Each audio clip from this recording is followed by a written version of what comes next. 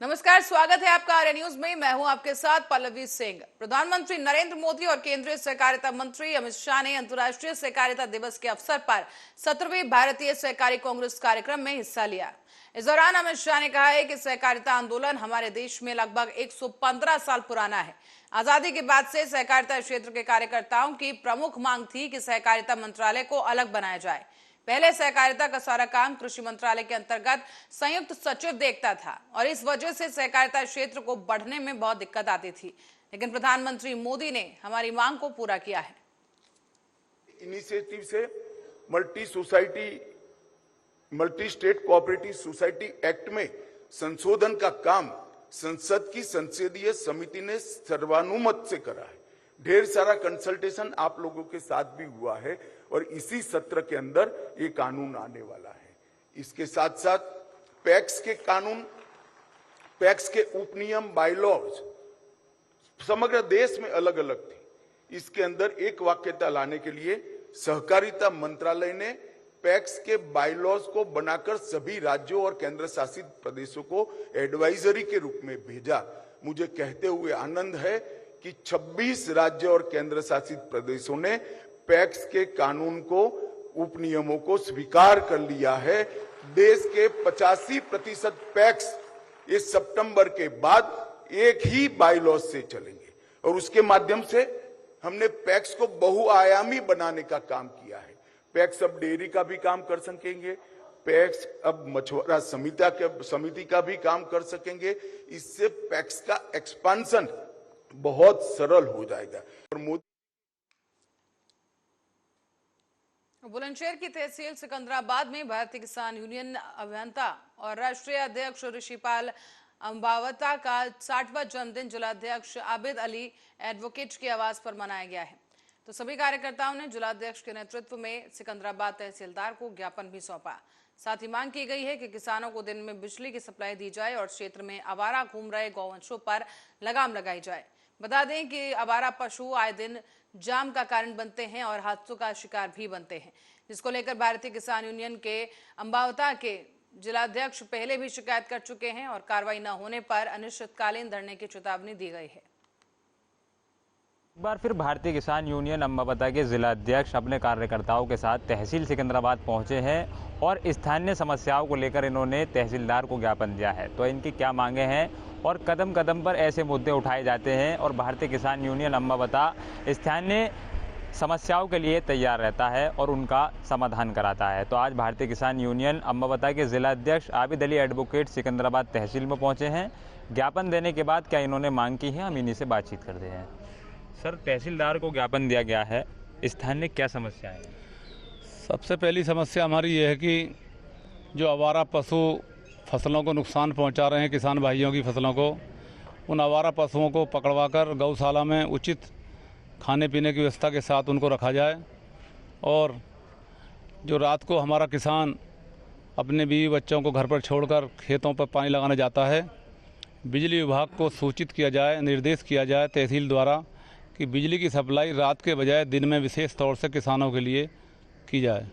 मुख्यमंत्री जी का आदेश है कि गौशालाओं में गोवंशों को रखा जाए, लेकिन यहाँ देखा गया है जगह जगह अब भी गोवंश है। तो इस पर आपका क्या कहना है? मुख्यमंत्री जी की बात से मैं सहमत हूँ। अपने स्तर से शासन प्रशासन से सारी समस्याओं के समाधान के लिए प्रशासन समाधान करने में लगा हुआ है, लेकिन गौशालाओं की हालत इतनी ख़राब है कि गौशालाओं को, गायों को, हमारी माँओं को उचित व्यवस्था खाने पीने की नहीं मिल पा रही है और उनका निरंतर शारीरिक वजन कम होता जा रहा है उचित चारा न मिलने के कारण। तो मांगें पूरी नहीं होती तो कितने दिन के बाद अगला कदम क्या होगा? अगर हमारी मांगें पूरी नहीं होती हैं तो 16 जुलाई का दिन निश्चित है। हम 16 जुलाई को सिकंदराबाद तहसील प्रांगण में एक बड़ी जनसभा करेंगे और इन मांगों को पूरी कराने के लिए शासन प्रशासन को मजबूर करेंगे।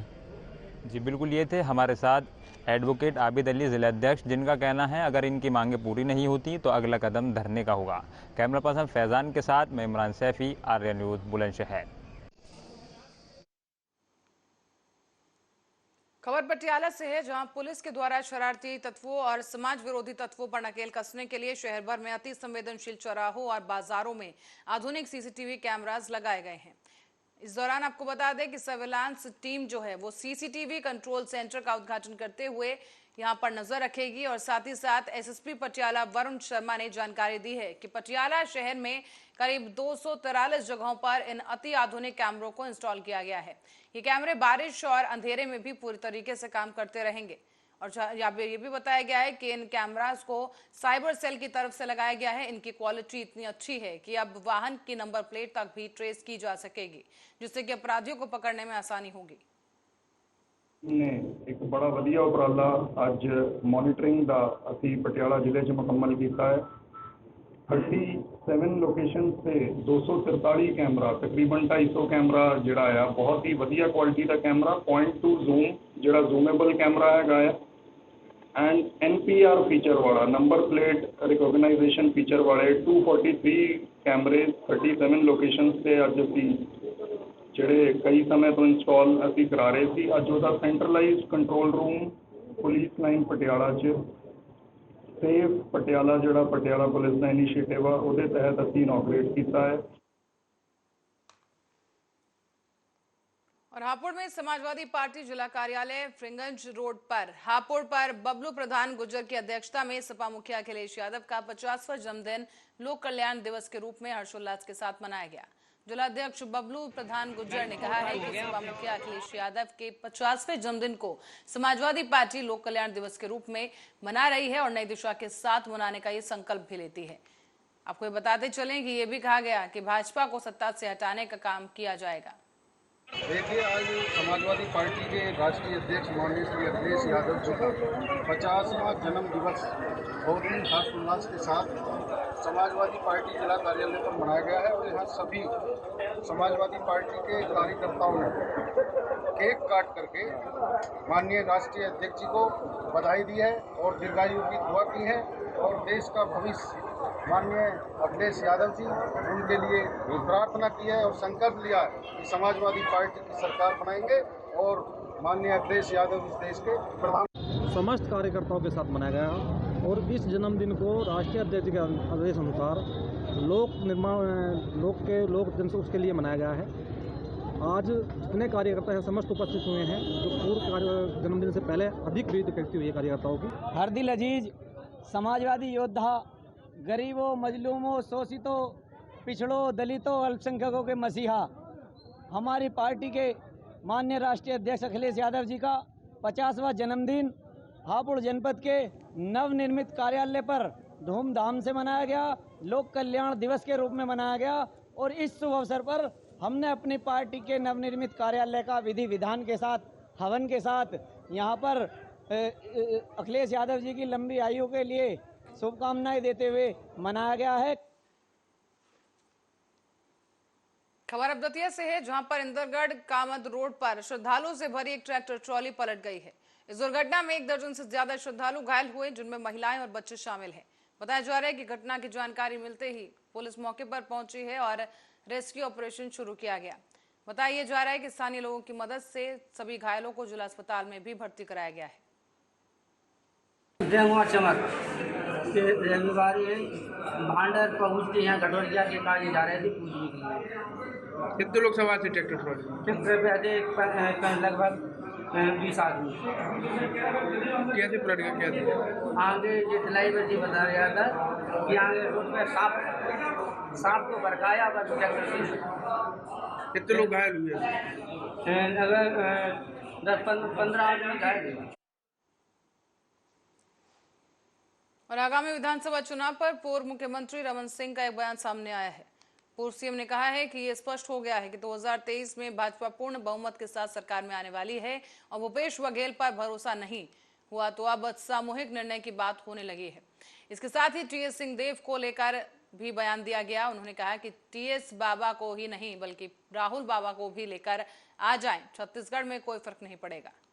ये स्पष्ट हो गया है कि 2023 में भारतीय जनता पार्टी पूर्ण बहुमत के साथ सरकार में आने वाली है और इनकी बौखलाहट है।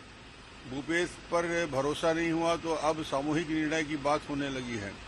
सामूहिक निर्णय के साथ साथ बाबा को ले आए हैं। टीएस बाबा ही नहीं राहुल बाबा को भी ले आए तो कोई फर्क नहीं पड़ने वाला है। प्रधानमंत्री मोदी के दौरे से पहले कांग्रेस नेता कमलनाथ ने शिवराज चौहान पर जमकर हमला बोला है। उनका यह कहना है कि बीजेपी के पास केवल एक काम है, कमलनाथ के ऊपर आरोप लगाओ। साथ ही उन्होंने शिवराज चौहान पर हमला करते हुए कहा कि शिवराज सिंह चौहान झूठ बोलने और बुलवाने में माहिर हैं। पीएम मोदी से कहना चाहूंगा कि वो आए तो शिवराज से पूछें कि मध्य प्रदेश में आदिवासियों के साथ इतना अत्याचार क्यों है, इतना भ्रष्टाचार आखिर क्यों है।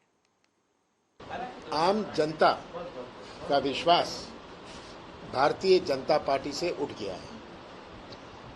भारतीय जनता पार्टी के पास एक एजेंडा बचा है कि कमलनाथ की आलोचना करो। अब कहेंगे कमलनाथ भ्रष्ट है। मेरे राजनीतिक जीवन में किसी ने मेरे को उंगली नहीं उठाई। मैं केंद्र मंत्री रहा, मैं मुख्यमंत्री रहा, 18 साल ये रहे। कुछ इंक्वायरी करते, कुछ केस चलाते, कोई कार्रवाई नहीं। और आज कहेंगे कमलनाथ भ्रष्ट है। किस चीज में आप कह रहे हैं भ्रष्ट है? ये आपने हवा में बोल दी बात, क्योंकि इनके पास बोलने को कुछ बचा नहीं है। केवल कमलनाथ की आलोचना करो। कल नड्डा जी आए थे, नड्डा जी कहते हैं हमने वापस ले ली, हमने प्रधानमंत्री आवास योजना की। बिल्कुल झूठ। कहते हैं कि हमने भावांतर योजना बंद कर दी। आज कौन सी भावांतर योजना चल रही है? मैं तो पूछना चाहता हूं, आज कौन सी भावांतर योजना चल रही है? शिवराज सिंह जी माहिर हैं झूठ बोलने में और दूसरों से झूठ बुलवाने में। आज प्रधानमंत्री आ रहे हैं शहडोल। ये मैं तो चाहूंगा कि प्रधानमंत्री जी उनसे पूछें कि मध्य प्रदेश में सबसे ज्यादा आदिवासी अत्याचार क्यों है। मैं तो कह रहा हूं, क्योंकि इस लेवल तक हम ले आए, ये हमें नहीं लाना चाहिए। जैसे अब शिवराज सिंह जी ला रहे हैं कमलनाथ को भ्रष्टाचार भ्रष्टाचार भ्रष्टाचार। ये तो बताएं भ्रष्टाचार किस चीज में? ये क्यों नहीं करी उन्होंने इंक्वायरी? क्यों नहीं चलाया कोई केस? मैं तो 15 महीने मुख्यमंत्री था, जिसमें से 2.5 महीने आचार संहिता लोकसभा चुनाव में गए। 11.5 महीने में जो हुआ जनता के सामने है। आज मैं तो पब्लिक से पूछता हूं आम सभा में कि भ्रष्टाचार के बारे में मैं आपको बताऊं। मैं आपसे सुनने आया हूं और आदमी खड़ा होकर बोलने लग जाता है कि यहां पैसे दो, काम लो। मुझे किसी ग्रुप से कोई आ जाए, आज जनता बीजेपी को हराना चाहती है। आपका तो नाम नहीं सुना। गांव में पूछिए आम आदमी पार्टी क्या है। ये तो शहरी एक तमाशा है। ये क्या हो रहा है गांव में, आज पंजाब का क्या हाल है, ये सब बातें तो सामने आएंगी। और जिस पार्टी को जीतना ना होए, वही पार्टी आके जनता को बहुत सारे आश्वासन दे देगी। वो तो कहेगी मैं आपको स्कूटर, क्या मैं तो आपको हेलीकॉप्टर दूंगा। ये क्या आने वाले चुनाव में नुकसान पहुंचा सकती है कांग्रेस पार्टी? मुझे लगता है कि कोई हमें नुकसान नहीं पहुंचा सकता, कि जनता का लक्ष्य एक है, इस सरकार को हटाने का। तो वहीं हिमाचल प्रदेश सरकार के मंत्री विक्रमादित्य सिंह यूसीसी को लेकर बीजेपी सरकार पर हमलावर हो गए। उन्होंने बीजेपी पर हमला बोलते हुए कहा कि पहले इन्होंने पुलवामा के नाम पर वोट मांगा, राम मंदिर के नाम पर वोट मांगा, सीएए के नाम पर लोगों को भ्रमित किया और अब यूनिफॉर्म सिविल कोड के नाम पर देश में एक बहस छेड़ने का काम कर रहे हैं। हिमाचल प्रदेश सरकार को केंद्र सरकार से कोई सहयोग नहीं मिल रहा है। ऐसा है कि भारतीय जनता पार्टी और एनडीए की पूर्व बहुमत की सरकार देश के अंदर है और जब जब चुनाव आते हैं तब तब लोगों को मुद्दे से हटाने के लिए कोई ना कोई नया शगुफ्ता जो है वो केंद्र सरकार और भाजपा ले आती है।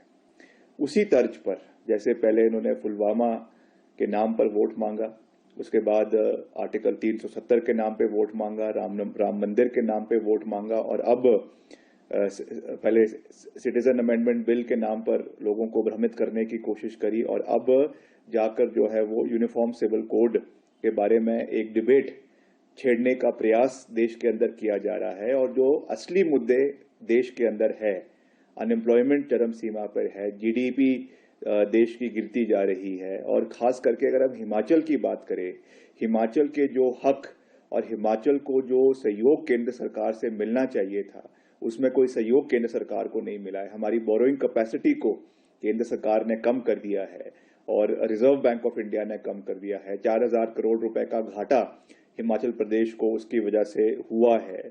इन चीजों पे तो सरकार और भाजपा की सरकार और भाजपा के नेता कोई प्रतिक्रिया है हिमाचल? बिहार में बीजेपी के प्रदेश अध्यक्ष ने कहा है कि जिस तरीके से बिहार शिक्षकों को अपमानित कर रहा है, बिहार में शिक्षक को ये कहा जाए कि आपके पास क्वालिटी नहीं है तो ये गलत है। बिहार में जो लोग गाली दे रहे हैं वही बिहार में विज्ञान के टीचर नहीं हैं। वो लोग कोटा और दिल्ली चले जाएं, वहां बिहार के लड़के और लोगों को कोचिंग पढ़ाते हुए मिल जाएंगे।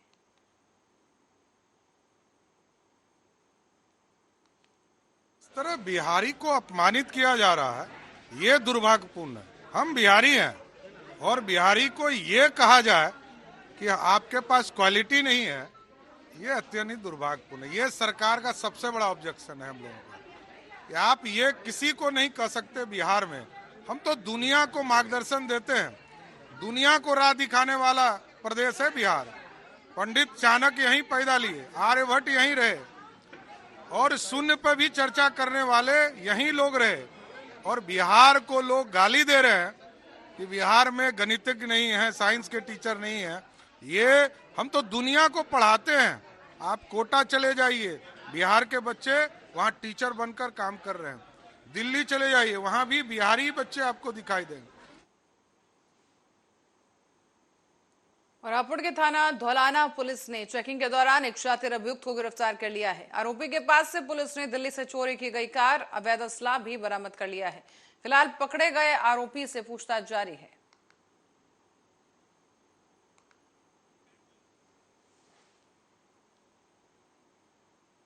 और अलीगढ़ के गंगीरी थाना क्षेत्र में एक गांव में बने मंदिर की देखरेख करने वाले 70 साल के रामदास का शव फंदे से लटकता हुआ मिला है।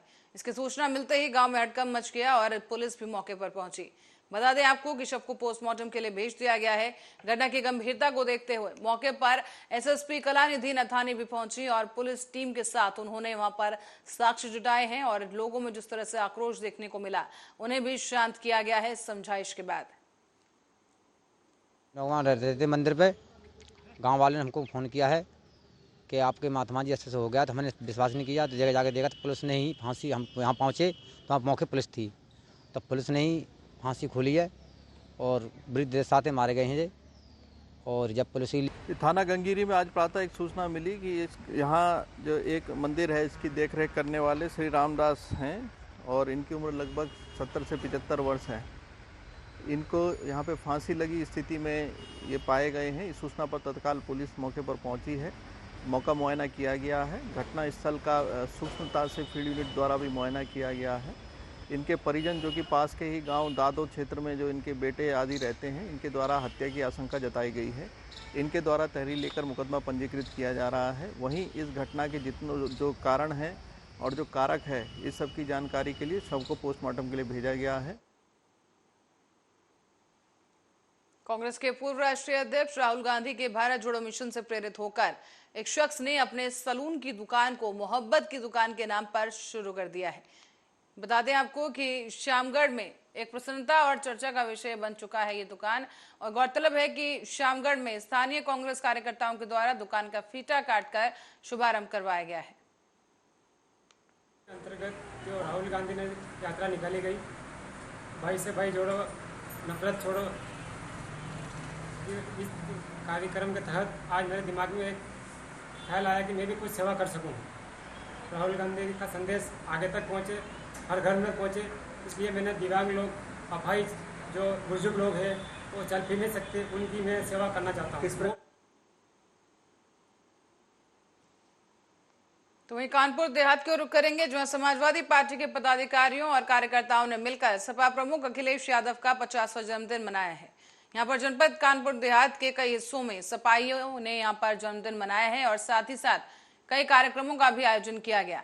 सपा प्रमुख की लंबी उम्र की कामना की गई है, जहां जिला कार्यालय में सपा जिलाध्यक्ष अरुण कुमार यादव की अगुवाई में तमाम सपाइयों ने रक्तदान कर सपा प्रमुख की लंबी उम्र की कामना की। सपा कार्यालय में भारी संख्या में सपा नेता और पदाधिकारी रक्तदान करते हुए नजर आए। आज जैसा कि आपको जानकारी है, गरीबों, शोषितों, नौजवानों के मसीहा, उनकी हमेशा अगर कोई देश में लड़ाई लड़ रहे हैं, गरीबों की, कमजोरों की, किसानों की, माननीय श्री अखिलेश यादव जी, उनका आज 50वां जन्मदिन कानपुर देहात के समाजवादी पार्टी के संगठन की तरफ से, नौजवानों की तरफ से बड़े धूमधाम से इस कार्यालय में मनाया गया। समाजवादी पार्टी के राष्ट्रीय अध्यक्ष, करोड़ों दलित, पिछड़े, अक़लियत के सभी साथियों के आने वाले भविष्य माननीय अखिलेश यादव जी के 50वें जन्मदिन पर पूरे देशवासियों को, पूरे पसमानदा, दलित, पिछड़े, अक़लियत के सभी साथियों को ढेर सारी बधाई देता। नीम करौली बाबा एक रहस्यमय संत के ऊपर एक धारावाहिक बनने जा रहा है। बता दें कि दिल्ली में एक प्रेस वार्ता के दौरान विनय चालीसा के रचयिता प्रभुदयाल शर्मा ने बताया कि नीम करौली बाबा के ऊपर बने धारावाहिक हैं और ये हमें महाराज जी से प्रेरणा मिली है। आज की नई पश्चिमी संस्कृति की तरफ जो आज की पीढ़ी बढ़ रही है, जबकि पश्चिमी देशों के लोग हमारी संस्कृति की तरफ बढ़ रहे हैं, इसलिए अपनी संस्कृति को आज के युवाओं से जोड़ने के लिए ये पहल की जा रही है। मैं हूँ बुद्धि मलिन श्रद्धा भक्ति विहीन, करूँ विनय कछु आपकी हूँ सब ही विदीन। कुछ और लिखना चाहता था, वो ये है, मैं हूँ बुद्धि मलिन अति श्रद्धा भक्ति विहीन, लोभी लंपट लालची काम क्रोध आधीन। ये लिखना चाहता था, ये मैंने नहीं लिखा है यार। ये इच्छा रहेगी आपकी। उसके बाद 1973 तक वो कैची धाम में उनका वो खेला, हालांकि वो वृंदावन है और बाकी जगह भी जाते रहते थे। तो 1973 में उन्होंने अपना शरीर छोड़ा, लेकिन वो क्योंकि हाँ सब हमारा ऐसा मानना है कि वो हनुमान जी का साक्षात अवतार थे और आज भी वो विद्यमान है। सर, जो ये रचना अभी इन्होंने कविताएं सुनाई हैं, तो इनके वो इससे पूरे सीरियल में सर का नाम थोड़ा सा बताएं, पूरा नाम सर का बताएं। उनका आपका नाम है? सर का नाम